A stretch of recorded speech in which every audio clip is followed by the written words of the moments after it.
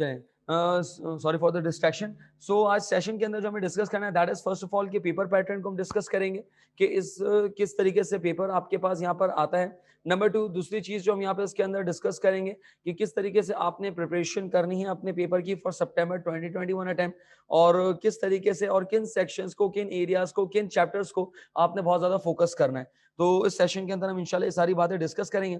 In the meanwhile अगर आपकी कुछ क्वेरीज हैं तो उसको भी इंशाल्लाह हम डिस्कस करते रहेंगे। First of all let's start with the paper pattern. आप सबके सामने मेरी स्क्रीन शेयर हो रही होगी जिसमें पेपर पैटर्न है F7 का financial reporting. First of all कि कुछ स्टूडेंट्स ये एक फिनोमिना लेकर आते हैं या एक माइंडसेट लेकर आते हैं कि यार हमने F3 का यानी कि इससे जो प्रीवियस पेपर है F3 वो हमने ऑलरेडी पढ़ा हुआ है, तो क्या F3 और F7 बिल्कुल सेम लेवल का है? Answer is no. देखिए F3 जो था that is the financial accounting paper. आपने बहुत सारे उसके अंदर जनरल टॉपिक्स भी पढ़े हैं जो कि कोई अकाउंटिंग स्टैंडर्ड को फॉलो नहीं करते, जैसे कि करेक्शन ऑफ एरर्स था, कंट्रोल अकाउंट है, बैंक रिकंसिलिएशन स्टेटमेंट है। इसी तरीके से डिफरेंट अकाउंटिंग आपके पास यहाँ पर कॉन्सेप्ट्स थे या डिफरेंट आपके पास वहाँ पे वर्किंग्स वगैरह थी जो कि किसी अकाउंटिंग स्टैंडर्ड को फॉलो नहीं करती। That was the pure financial accounting paper. लेकिन जब मैं बात करता हूँ F7 की, तो F7 is not a financial accounting paper but it's a financial reporting paper. Now the difference is, देखिए उसमें आपने जनरल टॉपिक भी पढ़ते हैं लेकिन यहाँ पर इस पेपर के अंदर हम 95 या 99% हम अकाउंटिंग स्टैंडर्ड्स को पढ़ रहे हैं। यानी कि थ्रू आउट द कोर्स अगर आप देखें तो उसके अंदर सिर्फ और सिर्फ आपके पास फाइन यानी कि अकाउंटिंग स्टैंडर्ड्स हैं।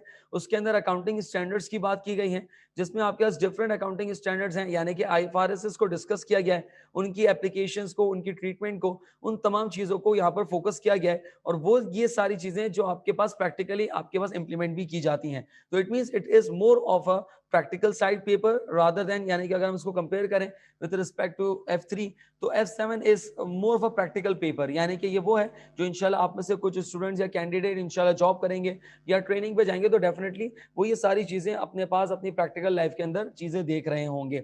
सो F3 का क्या आपके पास ये समझ लें कि सिमिलर पेपर है F7? Answer is no. There is a huge difference, एक अच्छा खासा डिफरेंस है, नो डाउट। बेसिक्स तो वही होंगी जो आपने पढ़ी हुई है, यानी कि F3 के अंदर या इससे पहले जो भी अकाउंटिंग आपने पढ़ी है उससे उसी का एक एडवांस मोड है, एडवांस वर्जन है। लेकिन मैं ये नहीं कहूंगा कि बिल्कुल सिमिलर है या थोड़ा बहुत चेंज है, नहीं, there is a huge difference, number 1। Number 2, sir क्या F3 और F7 का डिफिकल्टी या पासिंग रेट एक ही है? नहीं, देखिए there is a huge difference. Difficulty rate भी आपके पास थोड़ा सा ज्यादा है और पासिंग रेशियो में भी या पासिंग रेट के अंदर भी एक ह्यूज आपके पास डिफरेंस है। F3 का जो ACC का ग्लोबल पासिंग रेट है दैट इज अराउंड 80%। यानी कि F3 के अगर हम पासिंग रेट्स देखते हैं ग्लोबली तो वो आपके 75, 80, 70 से अबव नॉर्मली उसका पासिंग रेट आता है ग्लोबली। F7 का जो पासिंग रेशियो है दैट इज अराउंड दोनों नहीं 40, मिल रहा काफी टाइम से। दैट इज अराउंड 40, आपके पास 40 to 45% या 47 या 48% के ऊपर नॉर्मली आपके पास रिलाय कर रहा होता है। इसका मतलब ये कि F7 का पासिंग रेशियो ग्लोबली इस वक्त जो चल रहा है ऑन एन एवरेज 45 to 48% के अराउंड जो नॉर्मली इसका ग्लोबली पासिंग रेट है। तो it means there is a difference. तो पहला पॉइंट जो मैं डिस्कस करना चाह रहा हूं कि F3 और F7 के अंदर डिफरेंस है, there is a huge difference. Passing rate में भी, डिफिकल्टी लेवल पे भी आपके पास यहाँ पर डिफरेंस है। सो पहली चीज तो ये हो गई कि सर दोनों में चेंज है, दोनों में डिफरेंस है और हमें इस चीज को माइंड में सेट करना पड़ेगा। होता ही है कि नॉर्मली स्टूडेंट एक परसेप्शन, एक माइंडसेट के साथ आता है कि यार मैंने F3 क्लियर किया हुआ है और F3 मैंने पढ़ा हुआ है तो F7 is just a piece of cake और मैं इसके अंदर थोड़ी बहुत एफर्ट कर लूंगा तो मैं बहुत इजीली इस पेपर को क्लियर कर लूंगा। It is not the case. You need to work hard, आपने वर्क हार्ड करना पड़ेगा। रीजन इज F7 का कोर्स लेंदी है, काफी सारी चीजें इसके अंदर आपके पास हैं, बहुत सारे आपके पास इसके अंदर मटेरियल है। तो दैट मींस कि मुझे इसके ऊपर टाइम देना पड़ेगा, एफर्ट्स करनी पड़ेंगी। इट इज नॉट दैट कि यार जो टाइम या जो एफर्ट्स मैंने F3 के लिए किए थी मोर और लेस अगर वही एफर्ट्स कर लूंगा तो पेपर F7 का हो जाएगा। नहीं, मुझे इसके लिए अच्छा एक डेडिकेटेड टाइम इसके लिए एलोकेट करना पड़ेगा। खैर, अब आते जरा पेपर पैटर्न क्या होगा F7 का। यूजुअली आप जो पेपर्स अभी तक देते हुए आ रहे हैं, यानी कि अगर आपने अप्लाइड स्किल का कोई भी पेपर अभी तक ऑप्ट नहीं किया है और आप FIA के बैकग्राउंड से आ रहे हैं, यानी कि अभी तक आपने जो रीसेंट अटेम्प्ट्स की हैं वो लास्ट अटेम्प्ट आपकी F1, F2, F3 या F4 की है, तो उसका मतलब ये है कि F7 का पेपर आपके लिए एक बिल्कुल ही नए पैटर्न पे होगा। सर इस पेपर के अंदर आपके पास क्या एरियाज टेस्ट किए जाएंगे, किस तरीके से पेपर का पैटर्न होगा, आइए जरा उसको हम डिस्कस करते हैं। सर पेपर का जो पहला पार्ट होगा दैट इज सेक्शन ए, यानी कि जो F7 का पेपर है वो तीन सेक्शंस पे डिवाइडेड होगा। That is section A, section B and section C. 3 sections के ऊपर आपके पास पेपर डिवाइड किया जाएगा। 100 मार्क्स का पेपर होगा, 3 आवर्स का पेपर होगा। ये पेपर आपके पास 3 आपके पास सेक्शंस पे डिवाइडेड होगा। फर्स्ट सेक्शन जो होगा that is section A. Section A के अंदर आपके पास यहाँ पर टेस्टिंग की जाएगी एमसीक्यूज की, लेकिन यहाँ पर एग्जामिनर ने या एसीसी ने इसका नाम थोड़ा सा चेंज कर दिया है। इसको नाम दिया ओटीक्यू, यानी कि ऑब्जेक्टिव टेस्ट क्वेश्चंस। यानी कि उसको मैं आसान जबान में या बिल्कुल एक सिंपल लैंग्वेज में अगर मैं कहूं तो दैट इज द एमसीक्यूज। कि सेक्शन ए के अंदर आपके पास 15 एमसीक्यूज होंगे, या ओटीज कह लें आप, एमसीक्यूज कह लें, ओटीज कह लें, बात एक ही है। 15 ओटीज या एमसीक्यूज आपके पास यहाँ पर टेस्ट किए जाएंगे। Each OT will carry 2 marks. That means कि आपके पास टोटल 30 मार्क्स का आपके पास सेक्शन ए होगा। 15 एमसीक्यूज या ओटीज कह लें, और हर एमसीक्यू या ओटी जो है वो 2 मार्क्स का होगा। दैट मीन्स सेक्शन ए की जो वेटेज है that is 30 marks. Moving on to the section B, यानी कि सेक्शन ए ये बिल्कुल वैसा ही है जैसे आपने पहले भी देखा है। यानी कि आपने चाहे F1 का पेपर दिया हो, F2 का, F3 का, नॉर्मली इसके अंदर एमसीक्यूज टेस्ट किए जाते हैं, तो सेम वही पैटर्न के ऊपर यहाँ पर भी टेस्ट किए जाएंगे। सेक्शन बी, सेक्शन बी एक आपके पास नई चीज होगी as compare to other papers जो आपने पहले एफआईए में देखे हैं। इसमें आपके पास सेक्शन बी के अंदर क्या चीजें टेस्ट की जाएंगी, इसको जो एग्जामिनर ने या एसीसी ने नाम दिया है दैट इज ओटी केसेस, यानी कि इसको नॉर्मली कहा जाता है ऑब्जेक्टिव टेस्ट केसेस। इसको ओटी केसेस का यहाँ पर नाम दिया जाता है। अच्छा, ओटी केसेस में होगा क्या, लेट मी सम अप। एक सिनेरियो आपके पास पूरा बना के दिया जाएगा। फॉर एग्जांपल, एक आपने छोटा सा स्टैंडर्ड है जो आपने पढ़ा होगा दैट इज IAS 16 डेप्रिसिएशन या नॉन करंट एसेट से रिलेटेड एक स्टैंडर्ड है जो आपने F3 के अंदर ही पढ़ा था। उससे रिलेटेड एक पूरा एग्जामिनर आपको सिनेरियो बना के देगा। Let's say company purchase an asset या non current asset machine on this date for this amount, और उसकी scrap value, life, residual value, and on this date the asset was disposed. इस तरीके से पूरा एक सिनेरियो देगा। फिर एक मशीन बी दे देगा, मशीन सी दे देगा, और आपके पास एक पूरा एक लेंथी सा केस आपको बना के दे दिया जाएगा। अब उस केस से रिलेटेड एग्जामिनर पूछेगा 5 एमसीक्यूज, या मैं कह लूं 5 ओटीज। मैंने कहा ना इसको एमसीक्यूज का है यानी कि समझने के लिए, लेकिन एग्जामिनर या एसीसी इसको टेक्निकल वर्ड यूज करता है that is OT, that is objective test. तो उसके अंदर आपके पास यहाँ पर 5 केसेस या 5 क्वेश्चंस उसके अंदर पूछेगा उस पर्टिकुलर एक केस से रिलेटेड। उसमें क्या एग्जाम रिक्वायरमेंट हो सकती है, फॉर एग्जांपल आपको वो सिनेरियो दे दिया गया और उसमें पहला क्वेश्चन होगा what will be the gain और loss to be recorded. Question number 2, what will be the depreciation for the year 20x6। Question number 3, what will be the amount of sales proceed for machine B. यानी कि उस पूरे scenario के अंदर से examiner 5 questions आपसे पूछेगा। Each question और each OT will carry 2 marks. I repeat, पहला केस आपके सामने आया, उसके 5 क्वेश्चंस होंगे, 5 एमसीक्यूज होंगे, 5 ओटीज होंगे, तो उसका मतलब हर ओटी 2 मार्क्स का होगा। तो इट मींस उस पर्टिकुलर एक केस की जो मार्किंग हो गई that would B 10 marks. Is it? यानी कि 5 OTs 2 marks each, that means पहला केस जो होगा 10 मार्क्स का होगा। उसी केस से रिलेटेड वो 5 क्वेश्चंस आपसे पूछेगा, तो आपके पास पहला केस हो जाएगा यहाँ पर 10 मार्क्स का। ऐसे कितने केसेस होंगे? ऐसे 3 केसेस आपके पास यहाँ पर पूछे जाएंगे। यानी कि 3 आपके पास यहाँ पर मैंने इस फॉर्मेट के अंदर आपके सामने रखा हुआ है 3 ऑब्जेक्टिव केस क्वेश्चंस, यानी कि 3 केसेस आपके पास यहां पर होंगे और हर केस में 5 एमसीक्यूज होंगे। तो इट मींस एक केस जो है वो 10 मार्क्स का है, तो 3 केसेस आपके पास 30 मार्क्स के हो जाएंगे। दैट मींस सेक्शन ए की जो वेटेज है that is 30 marks, section B की जो वेटेज है 30 मार्क्स। सर इसमें कोई नई चीज? मेरे हिसाब से सच कोई नई चीज नहीं है। हाँ, फर्क इतना है कि आपको एक ही सिनेरियो में से 5 क्वेश्चंस बना के दिए जाएंगे, जो कि मेरे अकॉर्डिंगली एक आपके पास चार्मिंग टूल है। यानी कि इसका एक एडवांटेज है। एडवांटेज क्या है कि आपने एक ही मर्तबा में क्वेश्चन को अंडरस्टैंड किया, अब उस क्वेश्चन में से आपने 5 क्वेश्चन सेलेक्ट करने। अदरवाइज सिंगल ओटीज में होता क्या है, आपने अगर 5 एमसीक्यूज अटेम्प्ट करने हैं तो पांचों एमसीक्यूज डिफरेंट आपके पास स्टैंडर्ड से होंगे, डिफरेंट आपके पास यहाँ पर क्वेश्चंस होंगे, डिफरेंट उनकी रिक्वायरमेंट्स होंगी। लेकिन इस केस में क्या हो रहा है कि आपके पास यहाँ पर एक क्वेश्चन है, एक केस बना हुआ है, उसी में से आपने एक मर्तबा केस को अंडरस्टैंड किया, इंटरप्रेट किया, एंड उसी में से आपने 5 क्वेश्चंस कर लिए, जो कि मेरे अकॉर्डिंगली आपके टाइम को थोड़ा सा सेव करेगा।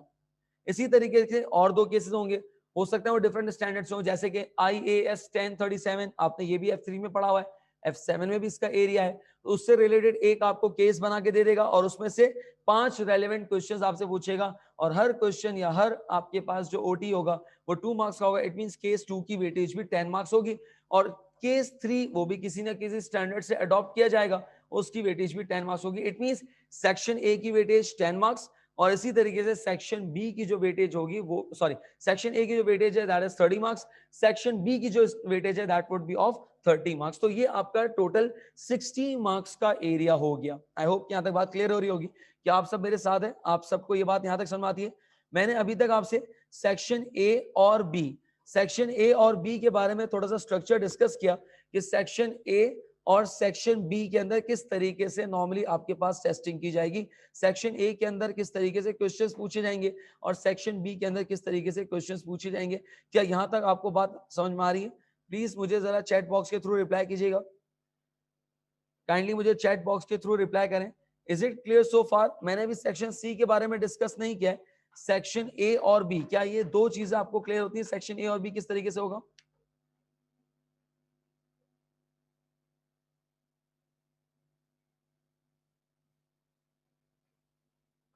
जी काइंडली मुझे चैट बॉक्स के थ्रू अगर आप रिप्लाई कर दें।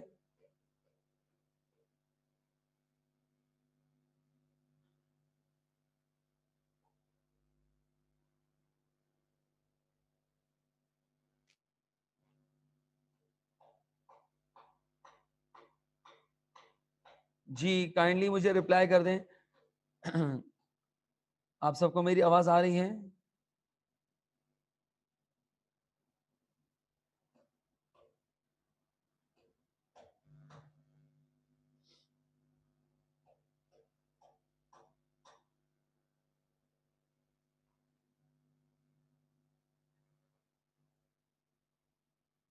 चलिए गुड हो गया। अब हम डिस्कस करते हैं यहाँ पर सेक्शन सी के बारे में कि सेक्शन सी हमारे पास क्या है और सेक्शन सी के अंदर किस तरीके से आपका एग्जामिनर टेस्ट करेगा।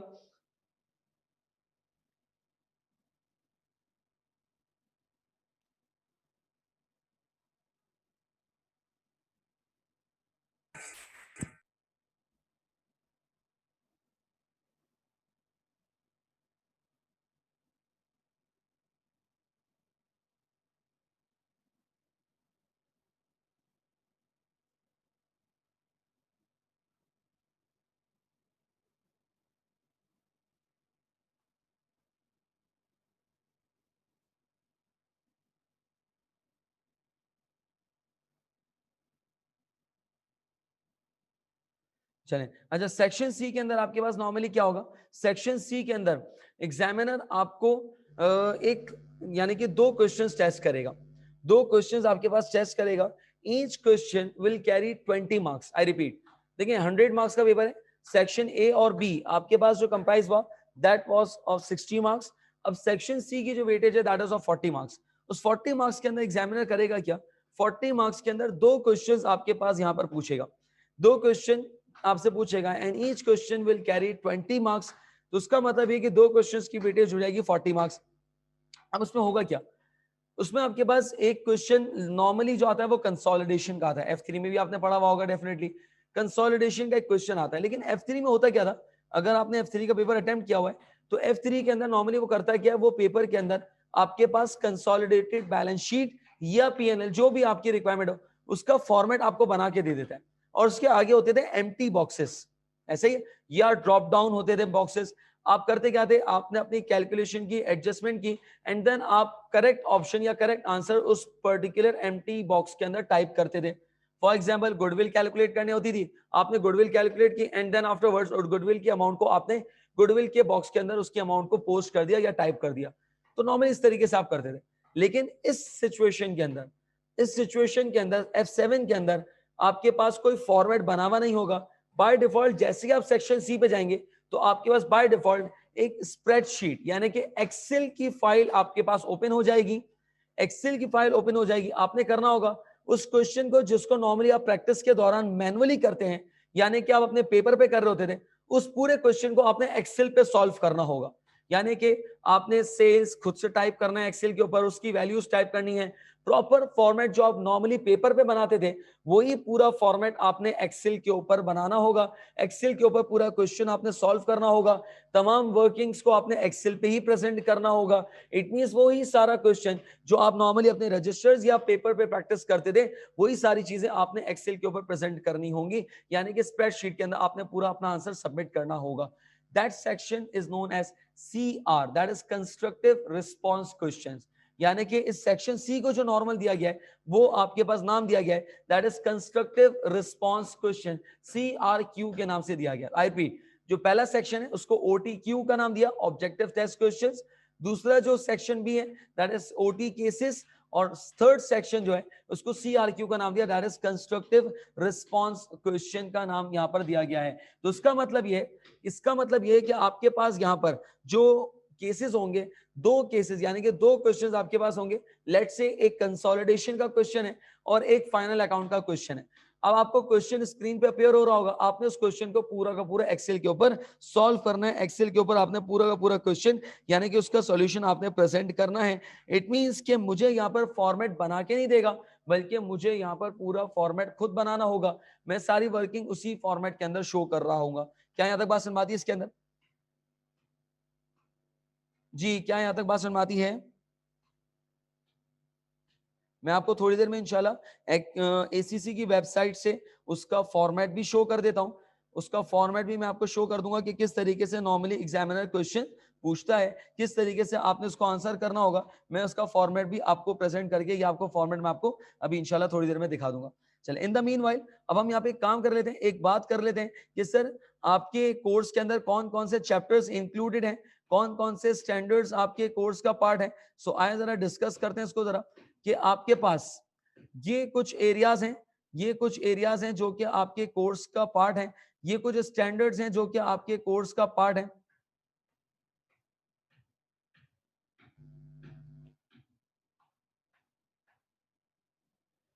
चलिए आए जरा देखते हैं, कुछ एरियाज है, कुछ स्टैंडर्ड्स हैं, जिसमें सबसे पहले मेरे पास यहाँ पर आ रहा है कॉन्सेप्चुअल एंड रेगुलेटरी फ्रेमवर्क आपके पास यहाँ पर है। इसके अंदर नॉर्मली आपके पास अकाउंटिंग डेफिनेशंस वगैरह हैं, जो भी आपके पास अकाउंटिंग का बेसिक कॉन्सेप्ट्स हैं, what is revenue, assets, liabilities, IFRS इसकी डेवलपमेंट किस तरीके से होती है, IASB यानी कि इंटरनेशनल अकाउंटिंग स्टैंडर्ड बोर्ड्स के क्या रोल्स हैं, ये सारी चीजें इसके अंदर हैं। Then IAS 16 property plant and equipment, ये वो स्टैंडर्ड है जो नॉर्मली आपने F3 में भी देखा है, और F7 का एक समझ लें कि कोर स्टैंडर्ड है।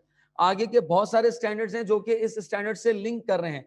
इट मींस कि आपका अगर IAS 16 का स्टैंडर्ड स्ट्रांग होगा तो बाकी स्टैंडर्ड्स के ऊपर भी आपकी एक अच्छी ग्रिप होगी। इसी तरीके से इन्वेस्टमेंट प्रॉपर्टी IAS 40, ये भी IAS 16 से लिंक्ड है।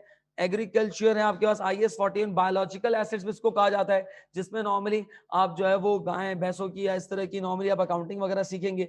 बोरोइंग कॉस्ट है आपके पास, ये भी IAS 16 से लिंक्ड है। इसी तरीके accounting for government grant IAS 20, ये भी IAS 16 से लिंक्ड है। तो इसीलिए IAS 16 को पहले कवर किया जाता है। तो IAS 16 इज द बेस, ये तमाम बहुत सारे स्टैंडर्ड्स की बेस है। अगर आपका IAS 16 स्ट्रांग हो जाएगा तो आगे के बहुत सारे स्टैंडर्ड्स के अंदर या चैप्टर्स के अंदर आपको एक अच्छी सपोर्ट मिलेगी। इसी तरीके से इनटेंजिबल एसेट्स IAS 38, ये वो स्टैंडर्ड है जो आपने F3 में भी देखा है। कुछ स्टैंडर्ड्स ऐसे जो आप F3 में पढ़ते हुए आ रहे हैं, लेकिन क्या सर उनकी वेटेज या इंपॉर्टेंस या उनका जो आपके पास कोर्स है या उनका जो कवरेज है, क्या वो उतना ही है जितना F3 में था? Answer is no. Difficulty level भी एक अलग स्टैंडर्ड पे है, और कुछ बहुत सारी ऐसी चीजें जो आपने F3 में कवर नहीं की लेकिन F7 के अंदर है, जैसे कि IAS 16 में एक अच्छा खासा एरिया आपने F3 में कवर किया हुआ है, लेकिन ऐसी बहुत सारी चीजें जो आपने F3 में कवर नहीं की हुई तो वो आप F7 के अंदर इंशाल्लाह कवर करेंगे। इसी तरीके से लीजेस है IFRS 16, ये एक बिल्कुल न्यू स्टैंडर्ड होगा आपके लिए। फाइनेंशियल इंस्ट्रूमेंट, ये भी एक नया स्टैंडर्ड है। IFRS 15 रेवेन्यू, ये भी एक नया स्टैंडर्ड आपके लिए होगा। इम्पेयरमेंट है, प्रोविजन IAS 37 एंड IAS 10, ये आपने वो स्टैंडर्ड है जो आपने पहले भी यानी कि F3 के अंदर भी देखे हुए, लेकिन अगेन आपके पास कुछ ऐसी चीजें जो आपने F3 में नहीं देखी थी, कुछ एडिशनल एरियाज आप यहाँ पर इसके अंदर ऑब्जर्व करेंगे। IAS 12 deferred taxation, it's a new standard. IAS 2 ये नॉर्मली वही है और उसके अंदर कोई एडिशनल चीज एज सच नहीं है, F3 ही के लेवल का इसके अंदर टेस्ट किया जाता है। IAS 8 completely new standard for you. अच्छा, फिर इसके बाद आ रहा है यहाँ पर presentation and preparation of financial statement, that is final account उसको कहा जाता है। कंसोलिडेशन एंड रेशियोज, ये जो तीन एरियाज मैंने अभी यहाँ पे हाईलाइट किए हुए हैं और बोल्ड भी किए हुए हैं, ये समझ लें कि आपके पेपर का एक मेजर या इंपॉर्टेंट पार्ट है। रीजन इज कि आपका जो सेक्शन सी है यानी कि जो 40 मार्क्स का है, वो नॉर्मली इन तीन एरियाज से कवर अप किया जाता है। एग्जामिनर ने F7 के लिए कोई स्पेसिफिक गाइडलाइंस नहीं दी हुई कि सेक्शन ए के अंदर इन एरियाज को टेस्ट किया जाएगा या सेक्शन बी के अंदर इन एरियाज को टेस्ट किया जाएगा, नहीं। सेक्शन A B C के लिए कोई स्पेसिफिक स्टैंडर्ड या चैप्टर्स नहीं बताए हुए। जैसे कि नॉर्मली F6 आप में से किसी ने अगर पढ़ लिया या पढ़ेगा या पढ़ चुका है, तो F6 के अंदर एग्जामिनर ने या ACCA ने स्पेसिफाई किया है कि सेक्शन बी में ये चैप्टर्स टेस्ट किए जाएंगे, लेकिन F7 के अंदर इस तरह की कोई भी गाइडलाइंस हमें नहीं मिलती। तो एक जजमेंट हमारी है, मैंने सेक्शन यानी कि जो कॉलम लास्ट कॉलम बनाया हुआ है उसके अंदर एक एक्सपेक्टेशन है, एक जजमेंट है, एक एस्टिमेशन है कि ये वो स्टैंडर्ड्स हैं जो सेक्शन ए के अंदर या सेक्शन बी के अंदर टेस्ट किए जा सकते हैं। Although it's not a hard and fast rule, it's not confirm, ये एक एक्सपेक्टेशन है, जजमेंट है। हमें हर स्टैंडर्ड को कवर करना है, डिटेल में कवर करना है, प्रॉपर प्रैक्टिस के साथ कवर करना है, कि कुछ नहीं पता कि कौन से स्टैंडर्ड को वो कहाँ पे टेस्ट कर सकता है। तो इट मींस कि हमें ये तमाम चैप्टर्स कवर करने, तमाम स्टैंडर्ड्स कवर करने हैं। एक एक्सपेक्टेशन है कि इन स्टैंडर्ड को ए या बी के अंदर टेस्ट कर सकता है। लेकिन पास्ट ट्रेंड को अगर देखा जाए, पास्ट पेपर्स को अगर देखा जाए, तो नॉर्मली जो आपके पास फाइनल अकाउंट का क्वेश्चन है, कंसोलिडेशन है या रेशियोज है, ये वो एरियाज हैं जो कि एग्जामिनर कवर करता है सेक्शन सी के अंदर, that is consolidation, ratios and final account. ये तीन आपके पास वो एरियाज हैं जो कि सेक्शन सी के अंदर कवर अप किए जाते हैं। सर क्या ये कंफर्म है कि सेक्शन सी में ही आएंगे? It's not an hard and fast rule. मैंने फिर कहा कि ये एरियाज सेक्शन ए और बी में भी टेस्ट कर सकते हैं। जैसे कि लास्ट कुछ अटेम्प्ट्स के अंदर सेक्शन जो आपके पास ए और बी है उसमें कंसोलिडेशन को भी टेस्ट किया एग्जामिनर ने। ऑल्दो एक प्रैक्टिस जो बनी हुई आ रही थी एग्जामिनर की कि वो सेक्शन सी के अंदर सिर्फ कंसोलिडेशन को टेस्ट करता था, लेकिन लास्ट फ्यू अटेम्प्ट्स के अंदर वो कंसोलिडेशन को ए और बी के अंदर भी टेस्ट कर रहा है। तो इट मींस कि मुझे हर एरिया को अपने पूरा प्रॉपर जो है वो एम्फेसिस करना है, प्रॉपर उसको टारगेट करना है, प्रॉपर उसको मैं टारगेट करूंगा। लेकिन मुझे यहाँ पर एक बात जरूर पता है कि ये वो एरियाज हैं जो मेरे मेजर एरियाज हैं, जो कि मेरे पेपर का 30%, मैं अगर कहूँ 30% मेरे पेपर का या 30 to 40% मेरे पास यहाँ पर कवर कर रहा है मेरे एरियाज को, मेरे पेपर को 40% तो बेयर मिनिमम कर रहा है, क्योंकि इन तीनों में से आपके पास दो क्वेश्चंस बनते हैं, एक कंसोलिडेशन का, एक रेशियोज का, एक कंसोलिडेशन का, एक फाइनल अकाउंट का, या फाइनल अकाउंट और रेशियोज का आपके पास यहाँ पर जो है वो पेपर बन सकता है इसके अंदर।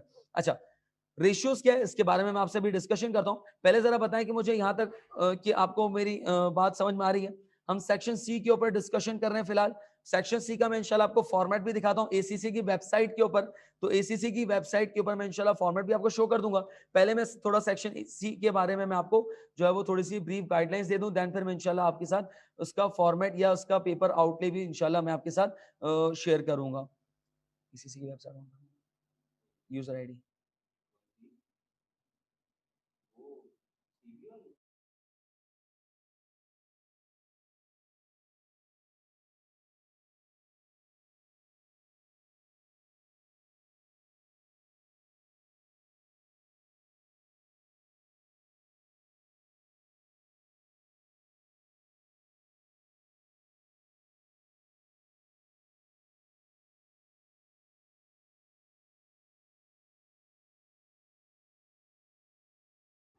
जी, यहां तक कोई कंफ्यूजन है तो मुझे बताएं जरा।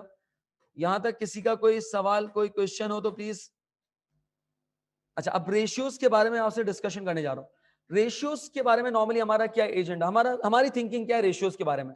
सर रेशियोज के बारे में हमारी थिंकिंग कुछ यूं होती है कि सर हमने F3 में क्या देखा है कि रेशियोज को कैलकुलेट कर देते हैं, फॉर्मूलाज याद कर लिए, फॉर्मूलाज हमने रोट लर्न कर लिए, एंड देन हमारा क्वेश्चन हो गया। नहीं, F7 is not about the rote learning. मैंने पहले आपसे कहा कि F7 एक प्रैक्टिकल आपके पास पेपर है, इट्स अ प्रैक्टिकल पेपर। यानी कि रेशियोज का जो क्वेश्चन होगा अब वो नॉर्मल ट्रेंड से हट जाएगा। मुझे करना क्या होगा, मुझे कंपनी की एक पूरी फाइनेंशियल स्टेटमेंट दी गई होगी, कंपनी का फाइनेंशियल पूरा मेरे पास यहाँ पे बैकग्राउंड दिया गया होगा, उससे रिलेटेड कुछ एडिशनल इंफॉर्मेशन दी गई होगी कि कंपनी ने अब तक क्या क्या चीजें इसके अंदर की हैं, किस तरीके से नॉर्मली कंपनी जो है वो तमाम चीजों को कर रही है। तो ये सारी चीजें उसके अंदर आपके पास, कंपनी ने अभी रिसेंटली कौन सा प्रोडक्ट लॉन्च किया है, कोई ऑपरेशन जो उन्होंने डिसकंटिन्यू क्यों, डिफरेंट आपको इंफॉर्मेशन प्रोवाइड की जाएगी। फिर आपसे कहा जाएगा कि आपने ये कुछ पर्टिकुलर रेशियोज हैं, फॉर एग्जाम्पल रोस यानी कि return on capital employed, profit margin, profit markup ratios हैं, या एसेट टर्नओवर रेशियोज हैं, इन रेशियोज को आप कैलकुलेट करें and have your analysis on that. अब वो आपके पास नहीं रहा कि मैं यहां पर उसके अंदर सिर्फ रेशियोज कैलकुलेट करूं और मैं शो कर दूं, नहीं, मुझे अपने एनालिसिस देने पड़ेंगे। लेट्स टेक एन एग्जांपल, आपको यहां पर 2 साल का कंपनी का डाटा दे दिया जाएगा, आप दोनों साल का रिटर्न ऑन कैपिटल एम्प्लॉयड वहां पे कैलकुलेट करेंगे। ईयर 1 का रिटर्न ऑन कैपिटल एम्प्लॉयड आपके पास आ रहा है 20%, ईयर 2 का रिटर्न ऑन कैपिटल एम्प्लॉयड आपके पास आ रहा है 25%। अब आपने उसके ऊपर अपने एनालिसिस दे रहे हैं। सर एक तो एनालिसिस ये हो गया कि sir return on capital employed is looking very cute, है ना, मतलब रिटर्न ऑन कैपिटल एम्प्लॉयड बढ़ रहा है, रिटर्न ऑन कैपिटल एम्प्लॉयड बहुत अच्छा लग रहा है। This is not the way. अब आपने एक रैशनल, एक प्रैक्टिकल एनालिसिस देने कि sir there is a increase in the return on capital employed, this may be because of. अब आपने रीजनिंग पे बात करनी है, ग्राउंड्स पे बात करनी है, आपने जजमेंट बतानी है कि sir return on capital employed बढ़ रहा है तो क्यों बढ़ रहा है। सर उसमें दो फैक्टर हो सकते हैं, या तो प्रॉफिट मार्जिन रेशियो बढ़ रहा होगा या एसेट टर्नओवर बढ़ रहा होगा। तो अब आपने क्या किया, उसको सपोर्ट करने के लिए प्रॉफिट मार्जिन रेशियो कैलकुलेट किया ऑफ बोथ द इयर्स, उसके ऊपर आप एनालिसिस करेंगे कि sir profit margin ratio last year में आपके पास था 35%, इस साल आपका प्रॉफिट मार्जिन रेशियो आ रहा है दैट इज 38%। तो इसका मतलब ये कि सर मेरा प्रॉफिट मार्जिन रेशियो बढ़ रहा है। अब प्रॉफिट मार्जिन रेशियो बढ़ रहा है, सर आप ये नहीं कहेंगे कि profit margin ratio is increasing, बताएं क्यों बढ़ रहा है। सर इस दफा कंपनी ने प्रॉफिट मार्जिन रेशियो इसलिए बढ़ा दिया है क्योंकि कंपनी का टर्नओवर कम हो गया है। देखिए दो चीजें होती हैं, मैं अभी पढ़ा नहीं रहा, सिर्फ एक आपको माइंड सेट कर रहा हूं, एक आपकी ब्रेन स्टॉर्मिंग कर रहा हूं। एक कंपनी वो है जो अपना हाई प्रॉफिट मार्जिन रखती है लेकिन उसका टर्नओवर कम होता है। क्या मतलब, भाई फॉर एग्जांपल एक लग्जरियस गुड है, मैंने प्रॉफिट मार्जिन बढ़ा दिया लेकिन उसका टर्नओवर कम होगा, क्यों भाई, जो चीज ज्यादा महंगी होगी, लग्जरियस आइटम होगी, उसकी सेल या उसका टर्नओवर कम होगा। एक प्रोडक्ट वो होता है, एक कंपनी वो होती है जो अपना प्रॉफिट मार्जिन कम रखती है लेकिन उसका टर्नओवर ज्यादा होता है।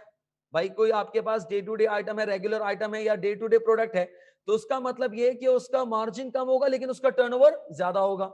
तो इट मींस कि मैं अगर ये देखूंगा रिटर्न ऑन कैपिटल एम्प्लॉयड अगर मेरा इंक्रीज हो रहा है, तो what is the major reason, कि क्या मेरा प्रॉफिट मार्जिन रेशियो बढ़ रहा है या मेरा टर्नओवर इंक्रीज हो रहा है। तो मुझे उसके ऊपर एनालिसिस देना होगा। तो it's not a piece of cake, क्या मैं कहूंगा कि हाँ मेरा रिटर्न ऑन कैपिटल एम्प्लॉयड बढ़ा और बहुत बढ़ रहा है, बहुत अच्छा बढ़ा है, तो कंपनी इज गुड। नहीं, that is not the reason. ये बिल्कुल एक समझ ले कि इररेशनल डिस्कशन है। मुझे रैशनल ग्राउंड्स के ऊपर डिस्कशन करनी होगी। किस तरीके से होगी वो इंशाल्लाह आप सीखेंगे। किस तरीके से मैं पॉइंट्स अपने प्रेजेंट कर सकता हूं वो इंशाल्लाह हम सीखेंगे। तो उसका मतलब ये कि मुझे रेशियो एनालिसिस, और यकीन माने सेक्शन सी के अंदर एग्जामिनर का फेवरेट एरिया रेशियोज। मतलब मैंने अगर पास्ट रीसेंट अटेम्प्ट्स अगर मैं देखूं 5 6 या 7 अटेम्प्ट्स देखूं, तो मेरा नहीं ख्याल कि 7 अटेम्प्ट्स के अंदर कोई भी ऐसा पेपर बनाओ जिसमें रेशियोज टेस्ट ना किया उसने, तो वो रेशियोज को टेस्ट करता है। It is one of the most important area. तो ये 3 एरियाज है जो नॉर्मली सेक्शन सी को टेस्ट कर रहे होते हैं। खैर आगे चलते हैं। इसके अलावा अर्निंग पर शेयर है, IFRS 5 that is non current held for sale है, फॉरेन करेंसीज और कैश फ्लोज। सर कौन से एरियाज पेपर में टेस्ट होते हैं, सारे टेस्ट होते हैं। अभी तक जो नॉर्मली स्टूडेंट्स का फीडबैक है वो ये कहते हैं कि सर तकरीबन तमाम एरियाज को एग्जामिनर टेस्ट कर रहा होता है। इसका मतलब है मैं किसी भी स्टैंडर्ड को लेस या लीस्ट प्रायोरिटी पे नहीं रख सकता, हर स्टैंडर्ड मेरे लिए एक अच्छी प्रायोरिटी रखता है। तो मुझे हर स्टैंडर्ड को एक अच्छे तरीके से प्रिपेयर करना है, हर स्टैंडर्ड को मैं अच्छे तरीके से प्रिपेयर करूंगा सो दैट कि मैं एग्जाम के अंदर एक कंफर्टेबल जोन पे आ जाऊं। सेकंड थिंग इज, जो नॉर्मली अपने स्टूडेंट से डिस्कस करता हूं वो ये कि प्लीज एक मेरी रिक्वेस्ट है आप लोगों से कि from the start of the session till the end आप कोशिश करें कि जो भी लेक्चर नोटिंग आप कर रहे हैं वो लेक्चर नोटिंग आप अपने वर्ड पे फाइल पे करें, कंप्यूटर सिस्टम के ऊपर करें। रीजन इज, जो सबसे ज्यादा प्रॉब्लम स्टूडेंट को होती है एट द एंड वो ये कि कॉन्सेप्ट्स अल्हम्दुलिल्लाह स्ट्रांग हो जाते हैं, चीजें ग्रिप होती है, किट के क्वेश्चंस वो बहुत इजीली सॉल्व कर रहे होते हैं, क्वेश्चन की प्रैक्टिस बहुत अच्छी होती है, लेकिन उनका टाइपिंग के ऊपर या उनके कीबोर्ड के ऊपर जो हाथ या फिंगर्स हैं वो सेट नहीं होती। तो ये ओवर द नाइट नहीं आएगा कि आप कहें कि अभी मैं कॉन्सेप्ट स्ट्रांग कर लेता हूं, पेपर से एक रात पहले मैं एक्सेल के ऊपर पूरी ग्रिप कर लूंगा। It's impossible, impossible, simply impossible. कर ही नहीं सकते आप इसको। आपने फ्रॉम द डे वन आपने अपने एक्सेल के ऊपर अपनी शार्पनेस दिखानी होगी। फ्रॉम द डे वन आप वर्ड के ऊपर अपनी शार्पनेस शो करेंगे, टाइपिंग स्पीड आपकी अच्छी होनी चाहिए, तभी आप एंड में जाके अपने पेपर को टाइम पे अटेम्प्ट कर पाएंगे, टाइम पे कंप्लीट कर पाएंगे। अदरवाइज जो स्टूडेंट का आपके पास फीडबैक आ रहा था वही कहते हैं कि हम पेपर में टाइम मैनेज नहीं कर पाए, सेक्शन सी में बहुत टाइम लग गया। रीजन इज क्योंकि आपकी कीबोर्ड के ऊपर हाथ सेट नहीं था। बहुत बच्चों वाली बात कर रहा हूं मैं, लेकिन it is the situation, it is the normally the scenario which the students are facing in their exams. तो उसका मतलब ये है कि अगर आप चाहते हैं कि आपका पेपर टाइम पे कंप्लीट हो, सेक्शन सी को आप अच्छे तरीके से हैंडल कर सकें, तो you need to practise from the beginning. आप अपने पास यहाँ पर अभी से ही जो भी लेक्चर नोटिंग कर रहे हैं, don't write in your register, write down in your paper, in your word file और योर एक्सेल फाइल। और स्पेशली कि अगर आपका रिमोट एग्जाम होता है, जैसे कि इस अटेम्प्ट के अंदर, जून के अटेम्प्ट के अंदर तकरीबन आपके पास 80 to 90% वो बच्चा था जिन्होंने पेपर अटेम्प्ट ही नहीं किया, जस्ट बिकॉज क्योंकि रिमोट एग्जाम्स है नंबर 1। नंबर 2 सबसे बड़ा प्रॉब्लम, रिमोट एग्जाम के अंदर आपके पास फिजिकल पेपर या पेपर पेन की परमिशन नहीं है। You need to write down, you need to work out and your word file, या स्क्रैच पैड का एक ऑप्शन नॉर्मली होता है, वो इंशाल्लाह देखेंगे हम। तो स्क्रैच पैड के ऊपर ही आपने वर्किंग करनी है। जैसे कि अगर आप कोई भी IAS 16 का क्वेश्चन सॉल्व कर रहे हैं तो आप करते क्या, रजिस्टर में वर्किंग करते हैं, नोटिंग करते हैं, आंसर आता है, फिर आपने टिक कर दिया। But that is not the case, paper allow नहीं है रिमोट एग्जाम्स के अंदर। आपने अपनी वर्ड फाइल के ऊपर ही वो वर्किंग करनी है, नोटिंग करनी है। और ये कब पॉसिबल होगा, जब आपने पूरा सेशन उसके ऊपर प्रैक्टिस की होगी। तो अगर आपने प्रैक्टिस नहीं की और गॉड फॉरबिड अगर रिमोट एग्जाम्स हो जाते हैं, we have no idea about it. वैसे तो एक्सपेक्टेड इंशाल्लाह कि फिजिकल हो, यानी कि सेंटर बेस्ड हो, लेकिन we have no idea about it. God forbid अगर रिमोट एग्जाम्स हो जाते हैं, सो व्हाट्स नेक्स्ट? क्या आप अटेम्प्ट डेफर करेंगे? No, we are not supposed to do this. आपने पहले ही दिन से अपने वर्ड के ऊपर प्रैक्टिस रखें, अपने हाथ को अपने कीबोर्ड पे सेट रखें, यानी कि ताकि एट द एंड अगर रिमोट एग्जाम्स भी होता है तो आप वर्किंग भी अपने वर्ड फाइल पे करें। जो भी क्वेश्चन आप कर रहे हैं राइट इट डाउन। आपने क्वेश्चन की प्रैक्टिस करनी है, आपने जो भी वर्किंग करनी है, आप अपने एक्सेल या अपने वर्ड के ऊपर आप अपनी प्रैक्टिस करें, so that at the and आपको कोई प्रॉब्लम या कोई भी किसी भी किस्म की आपको कोई जो है वो बॉटलनेक का आपको इशू ना हो। आपको ये ना हो कि यार ये चीज में मेरी लैकनेस है, मैं पेपर नहीं दे सकता है, नहीं दे सकती। Please don't do this. From the first day आप अपने कंप्यूटर सिस्टम के साथ एक अटैचमेंट रखें, उसके ऊपर ही अपनी प्रैक्टिस करें, उसी के ऊपर अपना पूरा जो है वो कंटेंट डिजाइन करें, लेक्चर नोटिंग उसी के ऊपर करें। That is the best tool. और जैसे आप इंशाल्लाह लेक्चर्स व्यू करते चले आएंगे, कुछ ही लेक्चर्स के बाद, कुछ ही स्टैंडर्ड के बाद मैंने फाइनल अकाउंट की प्रैक्टिस स्टार्ट करा दी है। तो उसका मतलब ये है कि आप उसी के साथ साथ फाइनल अकाउंट की प्रैक्टिस करते रहेंगे। IAS 36 इंपेयरमेंट का आप स्टैंडर्ड करेंगे, उसके साथ एक फाइनल अकाउंट का क्वेश्चन आपको मिलेगा, वो क्वेश्चन मैंने भी सॉल्व करा है। आप उसको खुद से एक्सेल के ऊपर ट्राई करेंगे, एक्सेल के ऊपर आप उसको सॉल्व करेंगे। इट मींस कि आप जो है वो साथ साथ ही, यानी कि आप साथ साथ ही जो है वो अपने एक्सेल की प्रैक्टिस को रखेंगे।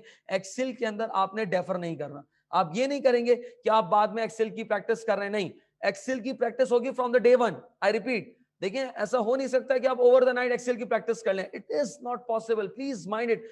स्टूडेंट को समझा समझा के थक जाते हैं, लेकिन वो उसी चीज को रजिस्टर में प्रैक्टिस कर रहा है और कह रहा है ठीक है प्रैक्टिस बाद में कर लूंगा, नहीं होगी। प्लीज मेक श्योर कीजिएगा कि आप इसको जरूर करें।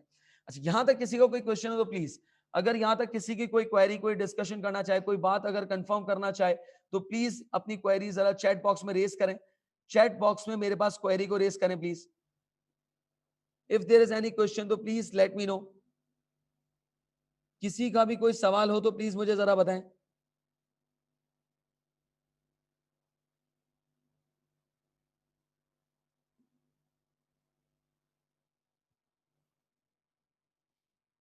जी, आप सबको मेरी आवाज आ रही है? क्या आप लोग सब जाग रहे हैं? आप लोग सब जिंदा हैं?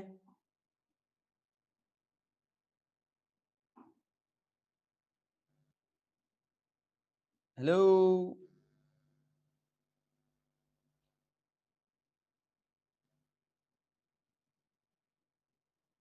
ग्रेट है दानिया, कोई इशू नहीं है। If this is your first CB exams doesn't matter, कोई इशू नहीं है। मैंने सेशन के स्टार्ट में डिस्कस किया था, A और B के अंदर कोई मेजर चेंज नहीं है। There is not even a single major change. वही सारी चीजें, बस थोड़ा सा फॉर्मेट चेंज हो जाएगा, फॉर्मेट थोड़ा सा चेंज हो जाएगा। और दूसरी चीज, सेक्शन सी के अंदर, सेक्शन सी के अंदर, सेक्शन सी के अंदर सिर्फ आपके पास एक छोटा सा, मैंने आपसे बताया, उसका भी मैंने आपको टूल बताया कि सेक्शन सी के अंदर आपने एक्सेल के ऊपर क्वेश्चन सॉल्व करने हैं।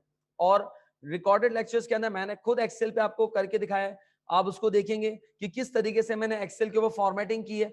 After that still if you have any problem you can directly discuss with me. मैं कैंपस भी आपको कॉल कर सकता हूं, आप आके उसको पर्सनली मैं आपको बताऊंगा कि किस तरीके से, या हम सेशन रख लेंगे इंशाल्लाह, जो भी लाइव सेशन होगा उस पर मैं आपको ट्रीट कर दूंगा, सिखाऊंगा कि किस तरीके से आपने एक्सेल के ऊपर अपनी प्रेजेंटेशन शो करनी है। It's not a big deal, कोई इशू नहीं है।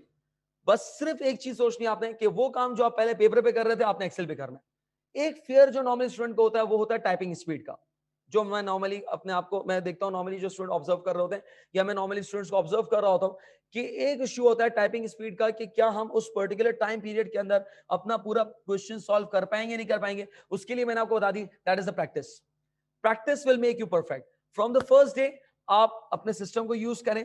Eight the end of the session जब इंशाल्लाह फाइनल अकाउंट का कंसोलिडेशन का क्वेश्चन करेंगे, और नॉर्मली अभी जो हमारा जून बैच खत्म हुआ उसके अंदर तकरीबन जितने भी स्टूडेंट्स थे अल्हम्दुलिल्लाह जो पेपर अटेम्प्ट कर रहे थे, तकरीबन 20 से 22 क्वेश्चन की उन्होंने प्रैक्टिस की है, कंसोलिडेशन की। आउट ऑफ दैट जिसमें से 10 से 12 क्वेश्चन उन्होंने एक्सेल के ऊपर किए हैं।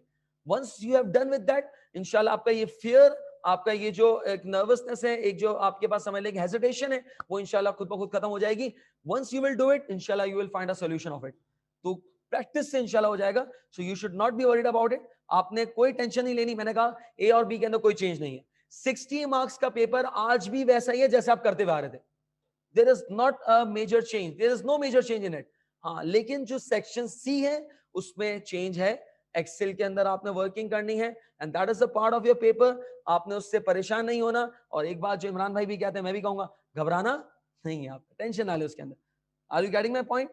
दानिया, is it good to go? क्या बात समझ में आ रही है इसके अंदर?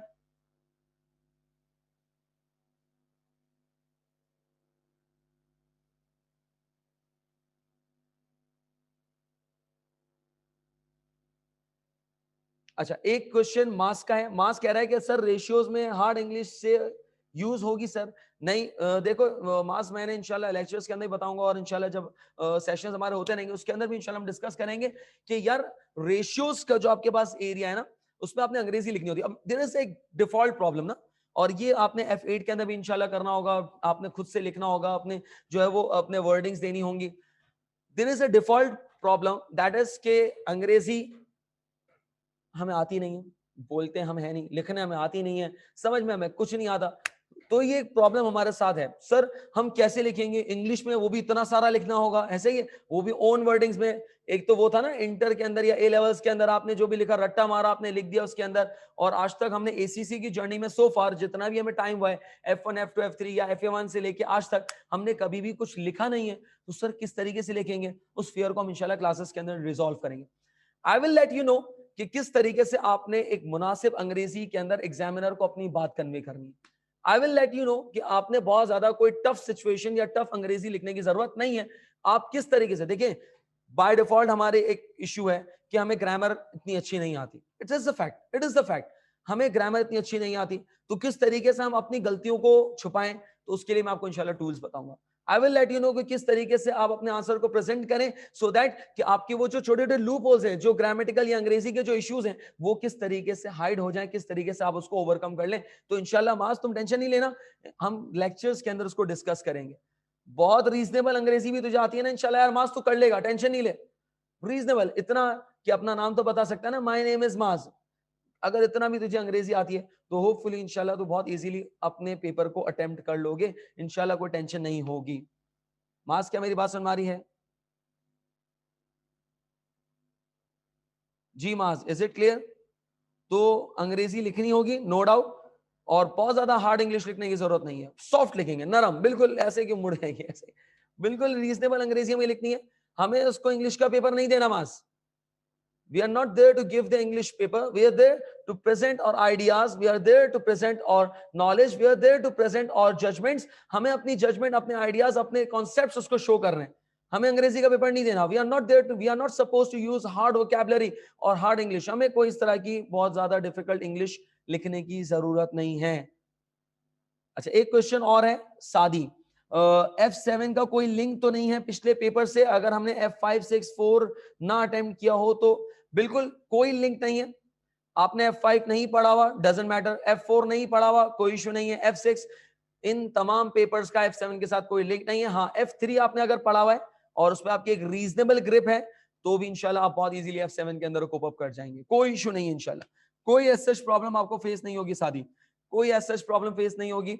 और बहुत सारे ऐसे स्टूडेंट्स होते हैं जो नॉर्मली F1 F2 F3 के बाद F7 का पेपर डायरेक्टली ऑप्ट करते हैं. So it's not a big deal, कोई नई चीज नहीं है इसके अंदर. एक नॉर्मल सिचुएशन, नॉर्मल सर्कमस्टांसेस हैं, और उसका F5 F6 या F4 के साथ कोई लिंक नहीं है. जी सादी, इज इट क्लियर? जी, इज इट क्लियर?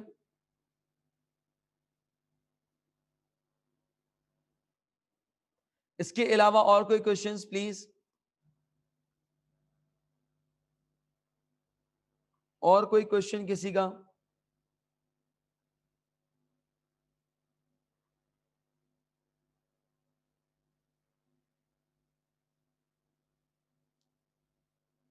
जी, और किसी का कोई क्वेश्चन हो तो प्लीज यू मे आस्क.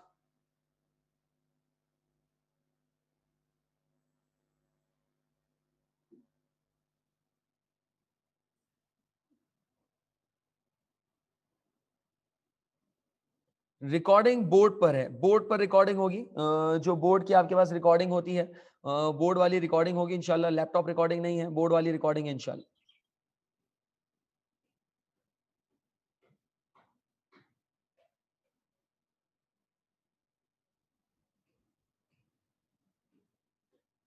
जी, इसके अलावा और दिसंबर बैच की क्लासेस फॉर F7 इंशाल्लाह स्टार्ट होंगी आफ्टर बकरा ईद इंशाल्लाह। बकरा ईद के बाद इंशाल्लाह आपके पास जो है वो यानी कि एंड ऑफ जुलाई आप कंसिडर कर लें या फर्स्ट वीक ऑफ अगस्त इंशाल्लाह तमाम सब्जेक्ट्स की इंशाल्लाह जो क्लासेस होंगी वो आपके पास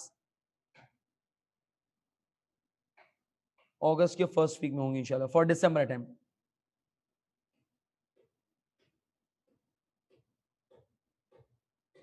जी, और इसके अलावा अच्छा, मुझे जस्ट आप लोग 2 मिनट देंगे। इन द मीनवाइल अगर आपका कोई क्वेश्चन है तो आप डेफिनेटली मुझसे पूछ लें। इन द मीनवाइल मैं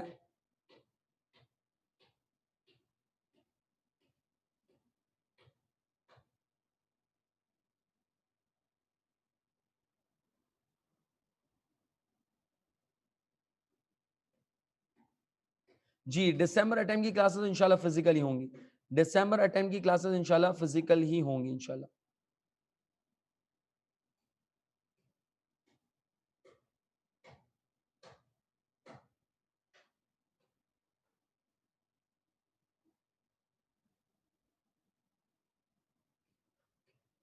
अच्छा जनाब, मैं अब आपके साथ थोड़ा शेयर करने जा रहा हूँ कि पेपर किस तरीके से आपके पास आएगा। एक स्पेसिमेन मैं आपके साथ कर रहा हूँ, ये आपके एसीसी के पोर्टल के ऊपर भी इंशाल्लाह अवेलेबल होगा। आप इसको खुद भी व्यू कर सकते हैं घर पे बैठ के।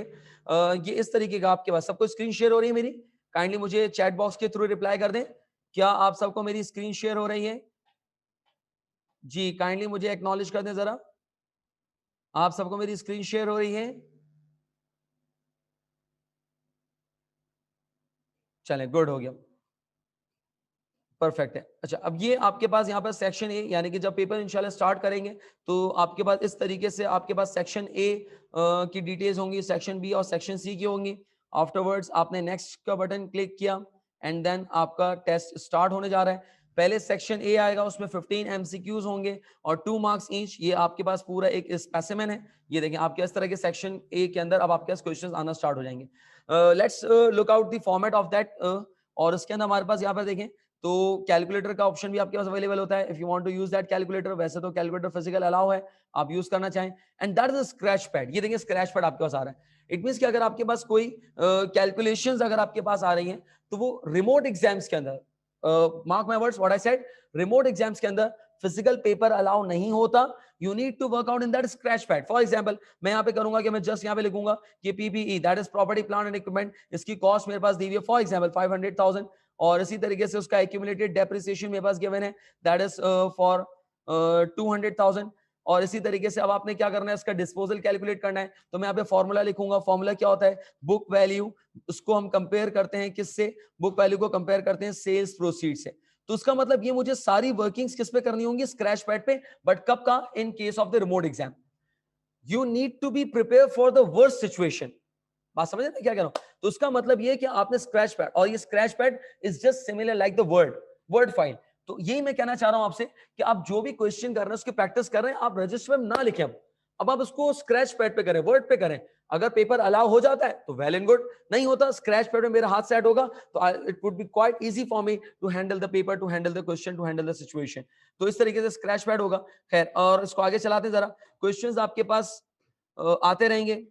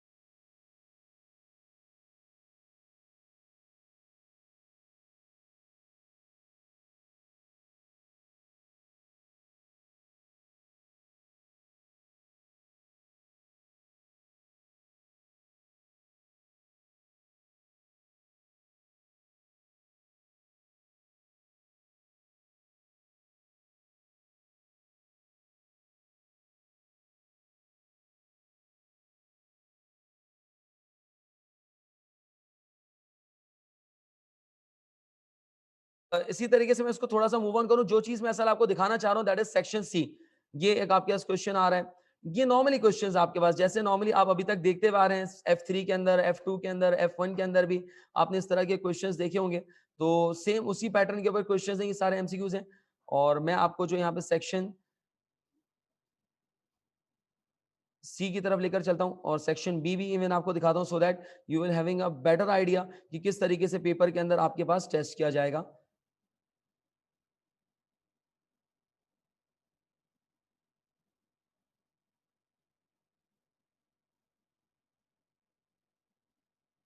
चलिए अब सेक्शन बी स्टार्ट हो गया, आपकी स्क्रीन पर आ रहा होगा सेक्शन बी। और सेक्शन बी के अंदर आपके पास यहाँ पर टोटल 3 केसेस आपके पास यहाँ पे आएंगे, 3 ओटी केसेस, ठीक है। और each OT case will comprises of 5 questions. और ये आपके पास इस तरीके से होगा, यहाँ पे देखें ये आपके सामने आ रहा है, इधर देखिएगा प्लीज, स्क्रीन पे देखिएगा सब। ये आपके पास लेफ्ट जो मेरे पास बॉक्स है, लेफ्ट साइड जो है उसके ऊपर मेरे पास क्वेश्चन आ रहा है। और इस क्वेश्चन से रिलेटेड मेरे पास एक एमसीक्यू या एक क्वेश्चन कह लें, IS16 का सिनेरियो उसने बनाया हुआ है, उसने IS16 की सारी डिटेल्स दी हुई हैं। और वो आपसे क्या कह रहा है, what is the value of addition to plant, यानी कि आपने प्लांट की एडिशन या आपने कॉस्ट जो है वो उसके अंदर यहाँ पर बतानी है, इसके अंदर या कैपिटल एक्सपेंडिचर आपने बताना है। तो ये आपने क्या किया, ये आपके पास यहाँ पे आंसर टाइप कर देंगे, लिख देंगे जो भी होगा, एंड देन आप नेक्स्ट करेंगे। जब नेक्स्ट करेंगे तो देखें वही सिनेरियो क्वेश्चन नंबर 2 उसका, बात समझ रहे मैं क्या कह रहा हूँ। तो उसका मतलब एक सिनेरियो होगा, उसी से रिलेटेड सेकंड क्वेश्चन, फिर उसी से रिलेटेड आपके पास थर्ड क्वेश्चन, उसी सिनेरियो से रिलेटेड आपके पास यहाँ पर आप फोर्थ क्वेश्चन आ गया, और इसी से रिलेटेड आपके पास यहाँ पे फिफ्थ क्वेश्चन यहाँ पर आ जाएगा।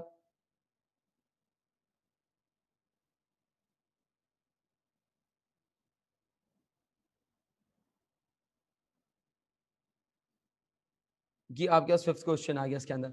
ये आपके पास यहाँ पर क्वेश्चंस कंप्लीट हो गए, पहला ओटी केस कंप्लीट हो गया, अब सेकंड ओटी केस आएगा। सेम उसी तरीके से इससे रिलेटेड भी आपके पास फिफ्थ 5 क्वेश्चंस होंगे, 5 क्वेश्चंस होंगे जो कि आपने यहाँ पे अटेम्प्ट करने होंगे। ये IS 1037 से आई गेस गिवन है, एडजस्टिंग नॉन एडजस्टिंग का क्वेश्चन है। और इसी तरीके से आपके पास इसके भी 5 क्वेश्चंस होंगे, एंड देन फिर आपके पास केस 3 आएगा जो कि 5 क्वेश्चंस होंगे उसके अंदर भी। Now that is the case 3। ये आपके पास यहाँ पर IFRS 9 से रिलेटेड एक क्वेश्चन है, एक स्टैंडर्ड आपका मोस्ट इंपॉर्टेंट स्टैंडर्ड है, तो इससे रिलेटेड एक पूरा केस यहाँ पर आ रहा है। ये पूरा फॉर्मेट आपके पास ACCA की वेबसाइट पे अवेलेबल है, आप इसको व्यू कर सकते हैं, एक मरतबा उसको आप बिल्कुल घर पे तसल्ली से देख सकते हैं। अच्छा अब आते हैं सेक्शन सी की तरफ, जो मेरा मेजर टारगेट था, जिसमें नॉर्मली स्टूडेंट्स का फेयर होता है। जैसे कि अभी एक स्टूडेंट ने भी पूछा कि सर मुझे फॉर्मेट के ऊपर बहुत बड़ा इशू है कि पहला मेरा पेपर है। अब देखें ये आपके पास यहां पर आ रहा है लेफ्ट साइड के ऊपर क्वेश्चन पूरा ऐसे ही, ये कंसोलिडेशन का क्वेश्चन आपके पास, कंसोलिडेशन का पूरा क्वेश्चन आ रहा है। मैं स्क्रॉल डाउन कर रहा हूं, इसके अंदर 6 एडजस्टमेंट्स हैं। 6 एडजस्टमेंट के बाद राइट साइड के ऊपर आपके पास यहां पर अगर आप देखें तो 2 रिक्वायरमेंट है, that is to calculate the goodwill और कंसोलिडेटेड पीएनएल आपने बनाना है। इट्स नॉट न्यू, आपने F3 के अंदर भी थोड़ा बहुत देखा हुआ है ये। तो ये आपने क्या करना है, इसके अंदर 2 रिक्वायरमेंट्स को आपने यहाँ पे फिलअप करना है। अच्छा अब कैसे करेंगे, ये नीचे देखें आपके पास एक्सेल की फाइल आ गई, आप इसको क्वेश्चन के एरिया को आपने छोटा कर दिया। अब आप यहाँ पे अपना पूरा आंसर प्रेजेंट करेंगे। लेट्स से कंसोलिडेटेड अगर पीएनएल बनाता हूं तो कंपोनेंट क्या होते हैं, सेल्स, नंबर 2 उसमें से हम लेस कर देते हैं कॉस्ट ऑफ सेल्स, तो हमारे पास आया था ग्रॉस प्रॉफिट, उसमें से हम माइनस कर देंगे जो भी आपके एक्सपेंसेस होंगे, एंड देन उसके बाद आपके पास आ जाएगा पीबीआईटी, या इसी तरीके से आपके पास इंटरेस्ट एक्सपेंस को माइनस कर दिया या फाइनेंस कॉस्ट को माइनस कर दिया। तो आपने करना क्या है, कंसोलिडेट करना है, और कहां पे करना है, एक्सेल की फाइल में करना है। अब सेल्स से रिलेटेड वर्किंग है तो आप क्या करेंगे, यहाँ पे फॉर्मूला यूज करेंगे, दैट इज कि आपके पास जो भी सेल्स की वैल्यू है, फॉर एग्जांपल अगर आपके सेल्स की वैल्यू 1 लाख, उसमें से आपने इंट्रा सेल्स को रिमूव करना है तो 10,000 रिमूव कर दिया, और आपने सब्सिडरी कंपनी के सेल्स प्लस कर दी 40,000 या 1,20,000, ये आपने करके यहाँ पर फॉर्मूला लगाया, दैट इज द वैल्यू। बात समझ रही इसके अंदर। तो ये आपके पास करना क्या है, आपने जो काम रजिस्टर में करना था वो एक्सेल की फाइल में करना है। बात समझ रही है इसके अंदर, जी यहां तक क्लियर है। जी दानिया, क्या आपको अब समझ आ रहा है इसके अंदर जो आपका कंसर्न था, इशू था।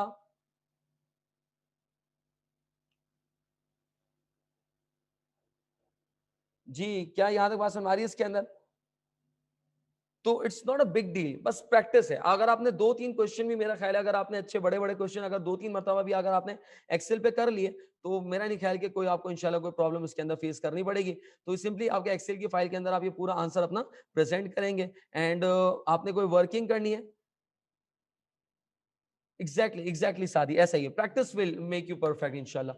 तो आप जितना प्रैक्टिस, मैंने कहा ना कि स्टूडेंट्स को नॉर्मली मैं यही गाइड करता हूँ कि आप फ्रॉम द फर्स्ट डे आप अपने सिस्टम, अब मैं ढूंढ रहा हूँ, मतलब अब मैं पेपर वाले दिन चला गया, मैंने एक्सेल पे कोई प्रैक्टिस है, मैं क्या कर रहा हूँ, मैं बटन ढूंढ रहा हूँ, सर इसमें एस तो है ही नहीं, बेटा एस घर पे आप छोड़ के आ गए, मतलब इट्स नॉट अ डील ना, आपने प्रैक्टिस करनी पड़ेगी। अब आप उधर बटन ढूंढ रहे हैं, एस का है जादू की तरह। तो इस तरीके से नहीं करना आपने। आप अगर प्रैक्टिस होगी, आपकी कीबोर्ड पे फिंगर्स सेट होंगी, तो डेफिनेटली मेरा नहीं ख्याल कि आपको इंशाल्लाह इसके अंदर कोई बहुत ज्यादा प्रॉब्लम होगी। तो ये आपके पास पूरा सिनेरियो होगा इसके अंदर। आप इसके अंदर नेक्स्ट क्लिक करेंगे तो आपके पास सेकंड क्वेश्चन आ जाएगा, दैट विल ऑफ 20 मार्क्स। अब ये देखिए जो दूसरा क्वेश्चन है ये रेशियो से दिया हुआ है, ये आपके पास जो है वो रेशियोज का क्वेश्चन है, जिसके अंदर आपको लेफ्ट साइड के वो पूरी फाइनेंशियल स्टेटमेंट कंपनी की दी हुई है और कुछ अदर इंफॉर्मेशन दी हुई है, जिसके अंदर कंपनी की ग्रोथ, प्रोग्रेस, सेक्टर एवरेजेस, यानी कि आपके पास कुछ सेक्टर के रेशियोज दिए हुए हैं, इंडस्ट्री रेशियोज दिए हुए हैं। और उसके बाद आपसे क्या कह रहा है, कह रहा है आपके पास रिक्वायरमेंट ए के अंदर आपने कुछ एडजस्टमेंट्स वगैरह करने के बाद आपने यहाँ पे कंपैरिजन करना है और सेक्टर के साथ आपने अपनी कंपनी की परफॉर्मेंस के ऊपर रेशियोज देने। और रेशियोज का जब क्वेश्चन आएगा तो बाय डिफॉल्ट एक वर्ड की फाइल आएगी आपके पास।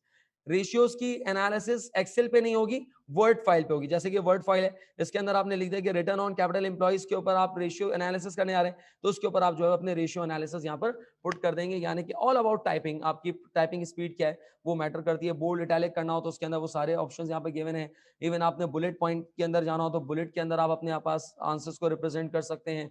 तो ये सारी चीजें इसके अंदर आपके पास हैं। इवन दो कि अगर आप यहाँ पे कोई टेबल ड्रॉ करना चाहते हैं कि रेशियो की कैलकुलेशन के लिए कोई आपने टेबल ड्रॉ करना है, तो टेबल ड्रॉ करने का भी ऑप्शन आपके पास यहाँ पर अवेलेबल है। So is it clear? कुछ क्लियर हुआ इसके अंदर? कुछ बातें क्लियर हो रही है इसके अंदर आपके पास? तो ये आपके इस तरीके से आपके पास एक पूरा फॉर्मेट होता है इसके अंदर। जी, यहां तक क्लियर है इसके अंदर?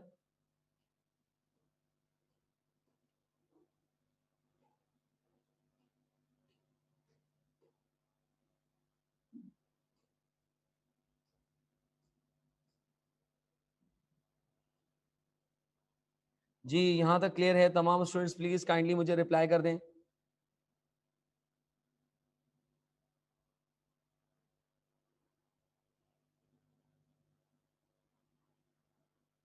किसी और का कोई क्वेश्चन, कोई क्वेरी कोर्स से related?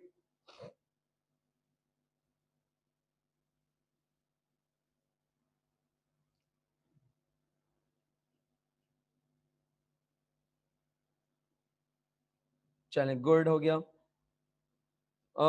If you are opting the recorded lectures for September 2021 attempt, इंशाल्लाह ग्रुप पे आपको ऐड कर दिया जाएगा। कोई भी आपकी क्वायरीज हो, कंसर्न क्वायरीज होंगी, इंशाल्लाह मैं इसको रिजॉल्व कर दूंगा।